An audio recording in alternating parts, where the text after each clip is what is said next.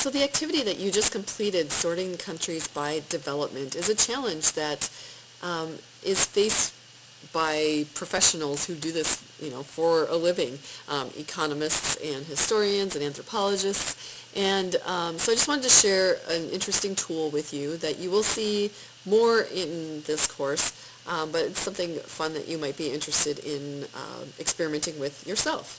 So on this map, what I'm showing you, so the source is called GapMinder.org, and I will put the link over here on the right-hand side of this voice thread, so you can check it out yourself.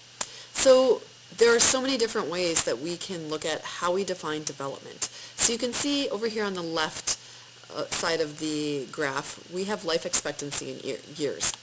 I can choose so many other options to look at the development of a country. So I can look at infrastructure, I can look at environmental factors, I can look at the health, like how many bad teeth per child, I can look at education levels, I can look at population numbers by gender, total population, and I can look at various numbers from the economy. So what I'm choosing to use though here is life expectancy in years. And that's the default setting when you go into this page initially. Across the bottom side of this graph is income per person, so the average income per person per year. And this graph, so for those are the terms we're using to define development, this graph shows us where countries lie in terms of those measures. So you'll notice the colors over here of the geographic regions. So any dot that is red, you can see them flashing, is part of East Asia and the Pacific.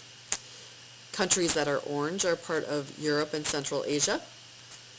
Countries that are green are Middle East and Northern Africa. Blue countries are Sub-Saharan Africa, and the yellowish countries are the Americas. So we can select, so we've got all countries demonstrated here. We can select individual countries if we just want to track an individual country. So colors indicate region. The size of the circle represents population. So China has a very large circle because they have a very large population. India, again, large circle, large population. Next down from that, United States, large circle, large population. And then where the circle is located on the graph indicates the measures of life expectancy and income per person. So you'll notice when I hover over China's dot, on the left menu, you'll see a 77 pops up on the life expectancy. And then on the bottom menu, you'll see 13,330 pop up as the average income per person per year. And these are all numbers for 2015, so you see the 2015 in the background. So we can get moments in time from this, and we can also show change over time. So along the bottom slide, or underneath our income per person, you see a timeline of dates. So we could take this back in time. So we could start in 1800 if we wanted to, and click play, and watch where countries progress over time.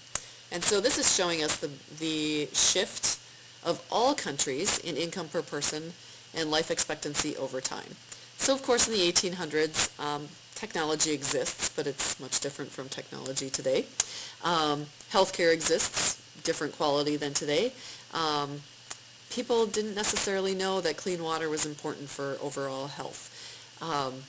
So it's interesting to watch the world as a whole move.